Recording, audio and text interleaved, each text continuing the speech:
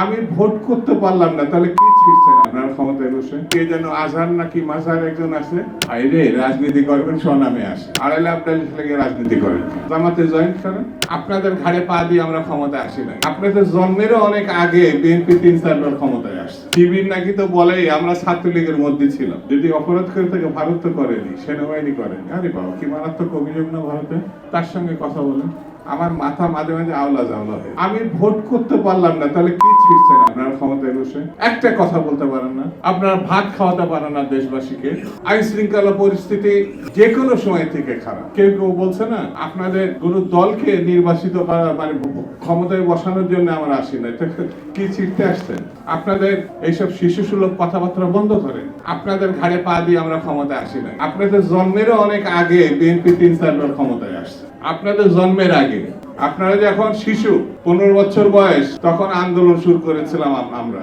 এই সময় 15 বছরের পরে এসে 1 মাসে কি লাফালাফি করলেন? সবাই তো নাম বাদ দিয়ে আপনাদের ছায়াতলে গেছে। বৈষম্য বিরোধী ছাত্র আন্দোলন গেছিল না? ছাত্র দলও নাম নেয় নাই, ছাত্র ইউনিয়নের নাম নেয় না। শিবির নাকি তো বলেই আমরা ছাত্রলীগের মধ্যে ছিলাম, বলে না ছাত্রলীগের মধ্যে ছিলাম। তার মানে ছাত্রলীগ যাকে পিটাইছে সেই তো শিবির পিটাইছে, শিবিরই পিটাইছে না?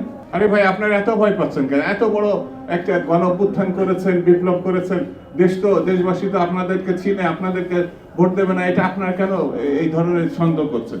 ইলেকশন দিলে তো আপনাদের জিতার কথা। 90-এর গণ অভ্যুত্থানের পর বিএনপি জিতেছে, ছাত্র দলের সরাসরি নেতৃত্বে তখন গণ অভ্যুত্থানের। আপনাদের নেতৃত্বে যদি গণ অভ্যুত্থান হয়, তা আপনারা তো একটা রাজনৈতিক দল গঠন করার চেষ্টা করছেন না? তাহলে ইলেকশন দিবেন না কেন? বিএনপি নাকি চাঁদাবাজি করে, বিএনপি নাকি দখলবাজি করে, বিএনপি নাকি ওই যে কে যেন আজহার নাকি মাজার একজন আছে, আগে ওরা খাইছে এখন এরা খেতেছে না, কি বলছে না?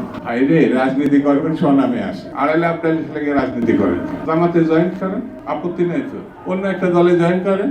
আমার কাছে কথা খুব পরিষ্কার, এখন খুব পরিষ্কার করে বলি, বিএনপি গরিব মানুষের দল, মধ্যবিত্তের দল। এই দেশের এখন এই আন্দোলন সংগ্রামের কারণে এই বিএনপি হৃদয়ের মধ্যে আছে, মানুষের হৃদয়ের মধ্যে আছে। আর আওয়ামী লীগ লুটপাট করেছে। আওয়ামী লীগের সঙ্গে বিএনপি যারা তুলনা করে, তাদের মতো শয়তানের শয়তান বাংলাদেশের আর দ্বিতীয়টা জন্মায় না। চোখ থাকতে অন্ধ বলে একটা কথা আছে।